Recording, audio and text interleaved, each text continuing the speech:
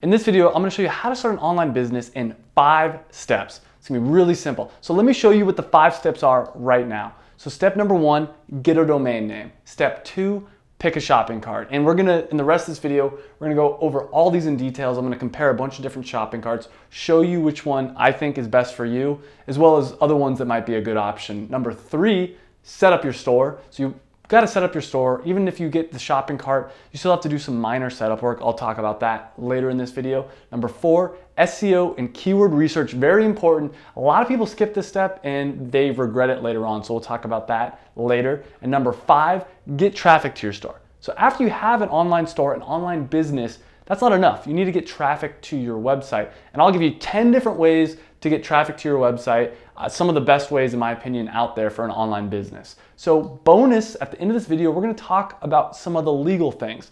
DBA, LLC, S Corp, all the different stuff, EIN, do a brief overview of all of that. But let's get started right now with number 1, get a domain name. Very important. A lot of people wanna skip this step. They wanna save the $12 a year, not get a domain name. Not a smart decision. You wanna get a good domain name. So what is a good domain name? Well, it needs to be easy to spell, for one. If it's hard to spell, people are gonna forget it. They're not gonna know how to spell it. So you might say, okay, my company is xyzwhatever.com, but if people aren't sure the spelling of it, they're gonna make a mistake and they're just gonna give up. So on top of that, it needs to be easy to remember. Like any business name, it should also be easy to remember. That's not enough though, it needs to include a keyword. Now, if you're new to online business, online marketing, you might not know what that means. Let me quickly explain it. So let's say you have a store and you're selling peanut butter. You absolutely love peanut butter. So you decide to sell it online. So a really good domain name would be peanutbutter.com. Now that's probably taken or probably really expensive, and unless you're a big company, you probably can't afford peanutbutter.com. So a good example might be peanutbutterlovers.com. So Google knows that this website is about peanut butter. People know that this website is about peanut butter, and even more so, they know it's for peanut butter lovers, and if they love peanut butter, well, they're gonna wanna buy peanut butter online, obviously. So that's a great domain name because it helps Google know what your website's about. It also helps people know what your website is about. Don't make your domain name, don't make your URL super long. If it's too long, people aren't gonna be able to spell it. They're gonna forget it. It's also really bad for ranking high up on Google search results because Google knows if you have a really long domain name, you're probably not that serious. So number 2, picking a shopping cart. So this is also very important. A lot of people get hung up on this, but it's not that complicated. It's very easy. I have a lot of videos comparing different shopping carts and explaining which one is best, but let me give you the short version right here. So there are hosted and self-hosted shopping carts. So what does that mean? A hosted shopping cart is where that company that you pay does all the technical work for you. They have computers that are doing all the hosting. Now, self-hosted means that either you have to host it yourself on your own computer or you have to pay a different company on top of that to host your website. Just trust me on this, get a hosted shopping cart. It takes away so much of the headache. Unless you're an extremely technical person and you like waking up at 3 a.m. to diagnose why your server is having an issue, you want to get a hosted shopping cart. You don't want to take care of that work yourself. So what are some examples of self-hosted shopping carts? Shopify and Bigcommerce are 2 of them. Now, these 2 are both really good, but trust me on this, Shopify is much, much better. Why is it better? It has better templates. It's got better design overall. It's easier and it's more user-friendly. You can also, Bigcommerce has selling limits. If you sell too much, they'll actually charge you more money, which that is no fun. So don't go with Bigcommerce. Definitely go with Shopify if you're between these 2. Now, for 99% of the people watching this video, Shopify is going to be the answer, but I do want to make you aware of one other option. If you are in that 1%, WooCommerce could be good if you are more of a technical person. If you know how to, this is a self-hosted shopping cart, and if you know how to run shopping carts, you're pretty technical, you may want to look into this. You save a little bit of money. It's not even that much money because you still have to pay for hosting or pay for a computer to host it yourself, which is a nightmare. Don't do that. So I would highly, once again, recommend going with Shopify. There are some use cases where WooCommerce does make sense. I do have videos comparing those 2, but as a bonus, no matter which one of these shopping carts you pick, if you use my link, which you can get up here or down below in the show notes, use my link to sign up with Shopify and Bigcommerce. You get a free 14-day trial, and I will give you a free 30-minute consultation. With WooCommerce, you'll need to buy hosting from Bluehost or some other site like that. If you use Bluehost and you use my link up here or down in the show notes, I'll give you a free 30-minute one-on-one consulting session as well. So any three of these, use my links up here or down in the show notes. I will give you a free one-on-one consulting session, no strings attached, to help you get set up as a thank you, because I get a small kickback when people use my link. So as a thank you, I'd like to help you out and give you 30 minutes of my time. So let's get back to the rest of the video here. So Shopify, as I said, is clearly the winner. Trust me on this, or watch my other longer review videos where we go in depth. Number 3, SEO and keyword research. So to be honest, I think this should probably be done earlier in on the process, but it's a little bit, it's like any kind of research. Before you start any business, you're gonna wanna do some research. And then SEO is very important when you're actually setting up the site itself. So before you set up your site, so you at this point hopefully already have your shopping cart, but before you set up the site, you wanna start thinking about SEO and thinking about keyword research. So what is keyword research? Well, let's start off with what is SEO first. SEO is search engine optimization. Sounds fancy. All it really means is trying to rank higher up in Google. You want your product to rank #1 in Google. Now, depending on what you're trying to rank #1 in Google for, that may or may not be possible. If you're trying to rank for something really broad, if you're trying to rank for something like shorts in Google as #1, you really have no chance. But what you could do is try to rank for high-waist blue dance shorts. So if you're trying to rank for high-waist blue dance shorts, you have a much easier time because there's less competition, there's less heavy hitters in there. So that's what search engine optimization in a nutshell is. Now, there is 2 types of SEO. There is on-page and off-page SEO. Now, on-page SEO is everything you do to your website to make it so that Google can more easily read it and is more likely to rank it high up in the search results. So this is things like, we'll talk about in just a second, but off-page SEO on the flip side is basically trying to get links to your website. So let's go and let's talk about on-page SEO really quick and everything you need to do early on. And in a different video, I'll talk about some off-page SEO. But once again, it's basically just trying to get people to link to your website. Google is a bit of a popularity contest, and the more links you have coming in, the more votes your website has, and the higher up it's gonna be. So on-page SEO, which is the first thing, and as a side note, I have all of these available in a checklist for free. You can get the e-commerce success pack. I have a checklist with all this information and a lot more information on how to set up your online store. So first off, the first thing is using keywords. That's part of on-page SEO. So if your keyword is peanut butter, you want to make sure that it's in your product title. You want to make sure it's in your product description. You want to make sure it's everywhere. You then want to take those keywords and put them in your header tags. Those are the big text you usually see in different sections of content within websites. And this lets Google know that this page is really about this one topic. A lot of times the title of a page will be an H1 tag. So the next thing we're going to talk about is meta title and meta description. So meta title and meta description is very simply what you see when you search for something in Google. So this is an example of a meta title and this is the meta description. And you can enter this information. If you're using Shopify, for instance, it's very easy to do. You can say, hey, this is what I want the meta title to be and this is what I want the meta description to be. And there's 2 components here. Not only should it contain keywords that you're trying to rank for, but it should be something that encourages people to click on it, because Google also sees if people are constantly clicking on your search result, it knows that it's very relevant to what people are searching and it's higher, it'll rank it higher and higher up. So think about this as a free advertisement. Treat it with the same care as if you were spending hundreds of dollars with it. You want to make sure that it looks as friendly to people as it possibly can so they will click on it. The next thing we're going to talk about is image SEO. So your website's probably going to have a lot of images, specifically of products. You want to make sure that the alt text and the file name, both of these, contain the keywords you're trying to rank for. So if you were to show a jar of peanut butter, for instance, you'd want it to be called peanutbutter.jpg, and you'd want to set the alt image to jar of peanut butter. Very easy to do, but a lot of people overlook this, and I've actually had a lot of images rank #1 in Google because I follow these good practices. And then on top of that, what that does is lets Google know that that page is about whatever keyword I'm trying to do, and it's more likely to rank it in the organic search results. Last thing we'll talk about is the website structure. So the way you structure a website is very important. For instance, let's say you had the website peanutbutterlovers.com. Then you might want your product to be peanutbutterlovers.com/ jar of peanut butter. Very simple for Google to realize what this is about. Google knows that it's about this page is a jar of peanut butter. So when someone searches for jar of peanut butter, it's much more likely to put this page high up in the search results. Next up, number 4, set up your store. And I know I'm talking about a lot here, and I know there's a lot of information. Once again, you can get all of it in the checklist totally for free. So setting up your store is very important. But the truth is, it's really easy. All you really have to do is add a product. Especially if you're using Shopify, even with WooCommerce, all you have to do is add a product and it's pretty much ready to go. People can buy from you. Now, you're gonna have a pretty ugly store if all you do is add a product. So some other things to think about is obviously your product page, but then your homepage. This homepage is probably gonna be the #1 page people go to.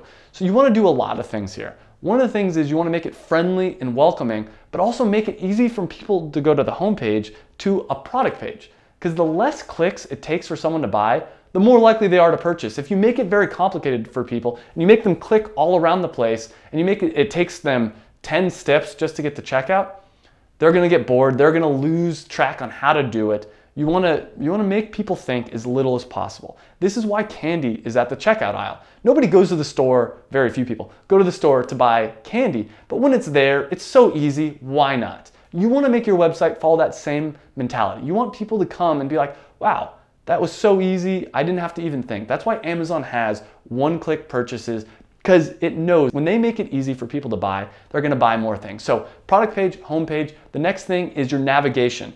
This needs to follow the same principle. You need to make it as easy as possible for people to get to checkout. So that means as few clicks as possible. If they have to click on a category page, then they have to select something else, then they have to select something else and then something else, they're gonna get lost, they're gonna forget how to do it. Drop-down menus work very well for this. There's a lot of other different ways, but count how many clicks does it take for you to get to checkout. It sounds like an old Tootsie Pop commercial, but seriously, how many checks, how much typing, how much interaction does it need? And see if you can lower that. Next thing is About Us page and all those other pages. You wanna make your About Us page be really friendly. If they're buying from you, they're not buying from this giant company, they're buying from an individual, and you want them to know that. People, especially right now, are much more willing to buy from other humans. For whatever reason, and I think it's really beautiful, people aren't as interested in buying from giant corporations because they know they want to support someone else. They want to support someone's dream. They want to support those small businesses. So on the About Us page, this is your chance to shine. Don't try to hide. Don't try to act like you're this giant company when you're not. Tell people, hey, I'm Travis. I started this company and this is what happened. This is why it's such a great company. All my heart is in this company. Let them know on your About Us page. And you want to do that on all your pages. So the next thing we'll talk about, and this will be the last major bullet point we talk about. So if you're losing me here, don't worry. The video is almost over. Number 5, drive traffic. Number 1, as we talked about, one of the best ways and one of the free ways to drive traffic is SEO, search engine optimization, ranking high up on Google.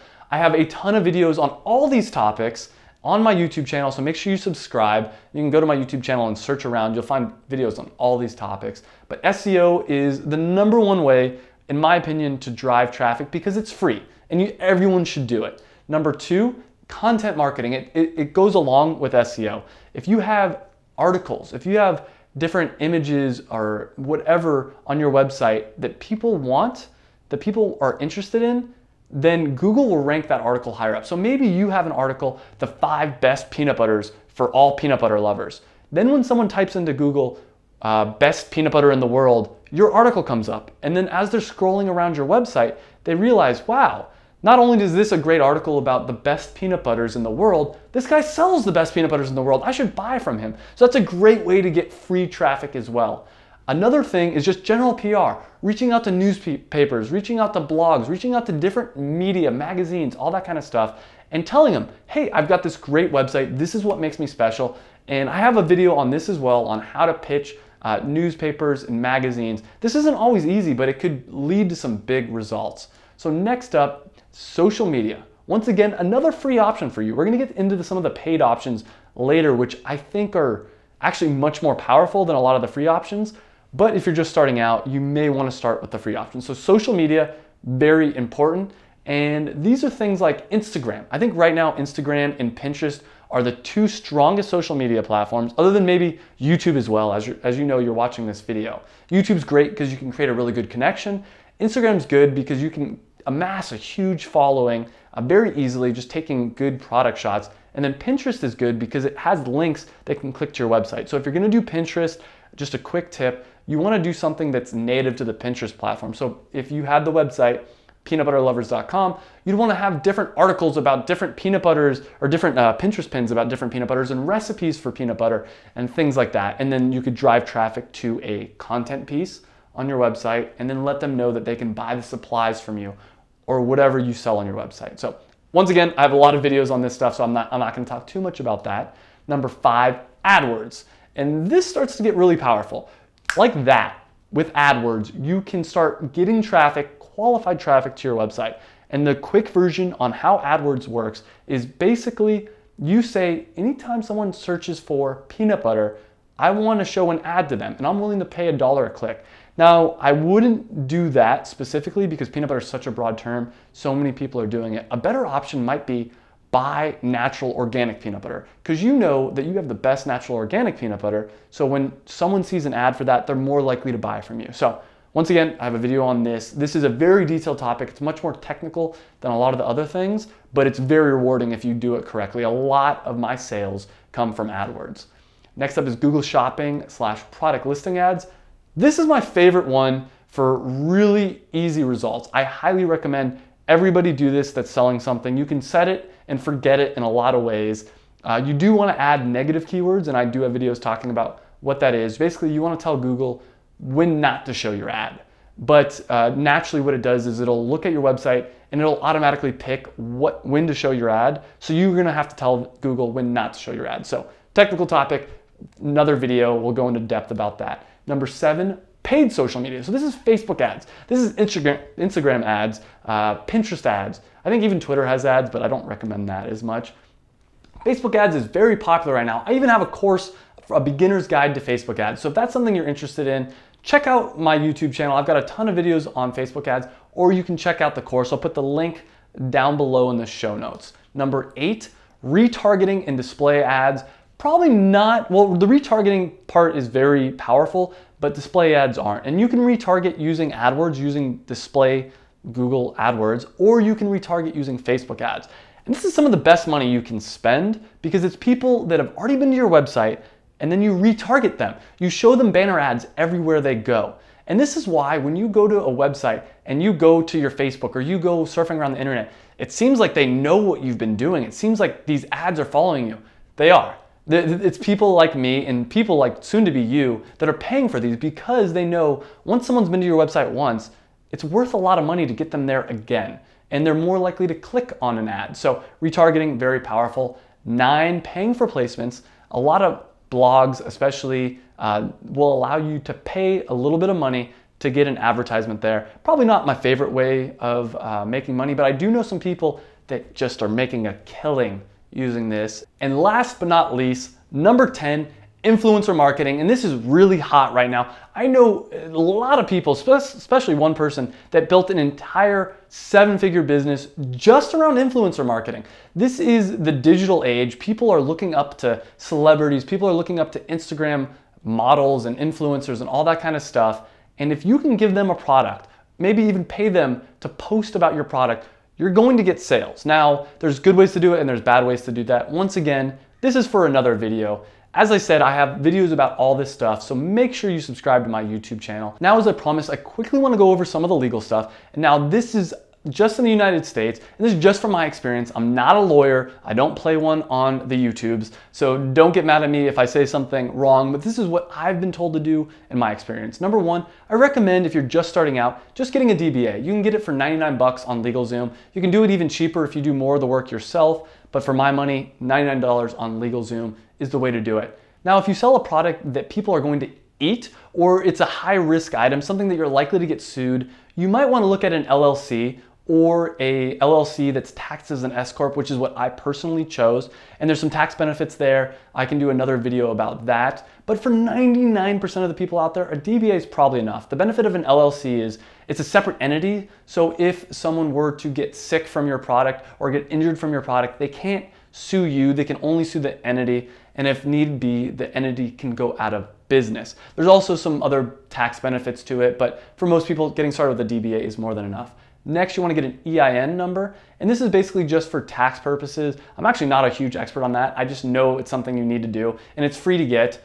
So in the checklist I have actually that you can get up here, I have links to all this stuff, specifically the website where you can get your EIN for free. The next thing is a business bank account. I personally have been using US Bank. I don't necessarily highly recommend them, but they were the best option when I did my research. I could always do more research. Maybe there's a better option out there. And if you know of one, leave it in the comments. But US Bank did not charge anything for their business bank account, which I really liked. So that's really important. And as soon as possible, you want to start separating your what you're making as far as money and what the company's making as far as money, what you're spending as far as money and what the company is spending as far as money.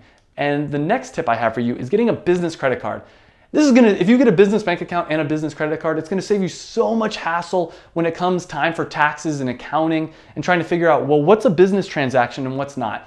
And not only that, when you get a business credit card, there's a lot of beautiful credit cards out there that'll literally pay you to get their credit card. I have a link up here for my current business card that I'm using. The current one that I'm using, when I got it, if I spent $4,000, which I was easily able to do within the first 3 months, I believe, I got 50,000 points, which was equivalent of $625. So literally just for running my business, I made $625.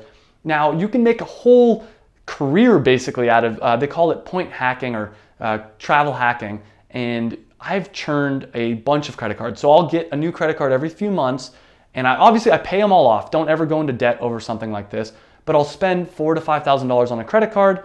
I'll get all the points, and then I'll get a new credit card. And I travel for free. I go to all kinds of fun places, and it's all because of free miles and free points I get from credit cards. So I have a link up here and down below with my current personal and business credit cards that I'm using. Highly recommend getting in on that.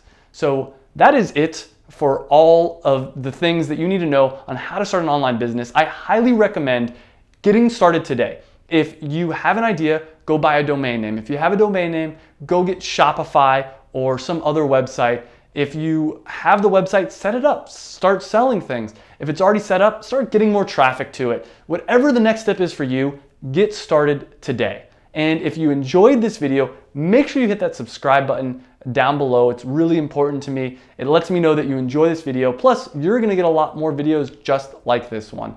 On top of that, if you wanna get the Online Store Success Pack, which has 50 more marketing ideas for you, a checklist for starting your business, and a bunch of other really cool things, a pack on how to hire a virtual assistant. Literally the best thing I've ever done for my business, for my life, was hiring a virtual assistant, which you can get in the Philippines for $350 a month. That's $2 an hour basically for work, and they're very appreciative about it. So you can get the Online Store Success Pack up here.